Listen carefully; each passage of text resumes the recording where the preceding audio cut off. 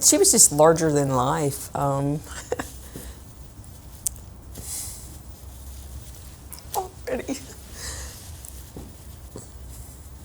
She was talented in so many things in her life. One, being blessed with the voice of an angel. She could play the guitar and sing. It's just amazing. The perfect person. We were just robbed. So on December the 10th of 2019, Officer Clint Brown from the Nassau Bay Police Department was out on patrol. It was around 8 o'clock at night, and he pulled a red Jeep over at first he saw that the Jeep had run a stop sign. As he pursued the vehicle and caught up to him, he clocked him at speeding. Noticing that the Jeep was not stopping, Officer Brown gets on his radio and he calls for backup. When he called for backup, it was actually Sergeant Sullivan who he was calling. She wasn't feeling all that great, and I even begged her, just stay home, just stay home. She had such a duty to the citizens of Nassau Bay that she went to work. I wish she would have stayed home. Officer Brown tells Tavores Henderson to get out of the car. He eventually does get out. Officer Brown goes to cuff Henderson behind his back. He manages to get one handcuff on his left hand.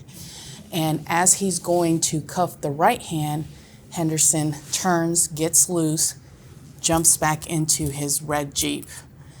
Officer Sullivan is still on the passenger side, and you can hear, through Officer Brown's body cam, you can hear her telling Henderson, stop, stop. Henderson jumps back in his Jeep, and he just floors it. Vehicle and hit Sullivan as he drove away. She was taken to the hospital where she died. He's on his radio.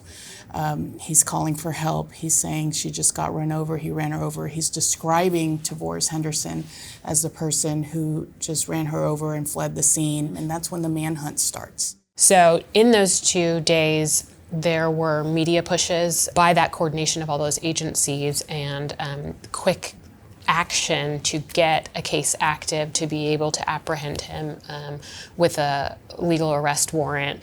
That aided in that quick apprehension within 48 hours. Tavores Henderson charged with felony murder for the hit and run killing of a Nassau Bay police officer. Is there anything you would want him to know? I've thought about that same question since the night it happened. I would definitely tell him that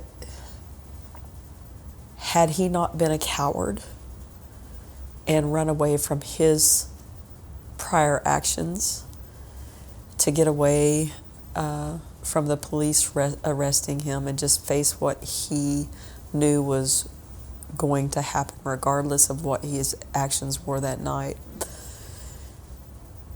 she would have just sat and talked to him. She would have given him the benefit of a doubt.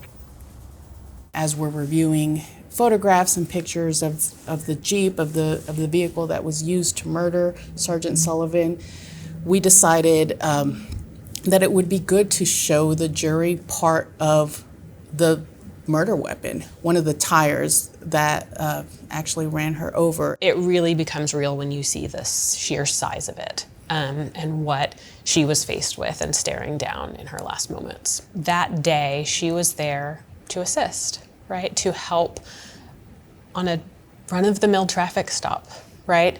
It should have been a normal shift for her. Every time I look at a picture of her, I just light up. I smile, and I'm just like, God, where would we be now? What would we be doing now? We had plans, and I tried to live up to those plans, but it's tough. What's your message to those families who might be going through this at the same time? Feels like it's endless. It's hard and it's frustrating, and at the end of the day, it is what it is. And you just have to come to terms and accept it, that there is a process. I have to see this through. And grief just never goes away. You know, you ride a different wave every day. She brought her whole self to that job, and she gave her whole self to that job, and I just don't think we want anyone to forget that. She was a leader in her community, a champion for public safety, your wife. She was also a mother. She was a mother, and she loved being a mother. She loves Caden. He was robbed too. He was robbed too. Yeah, but he didn't have to take her.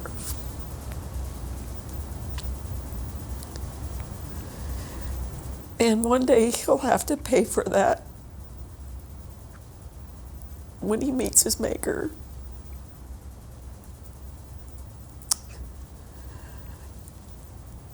And I hope one day I can forgive him.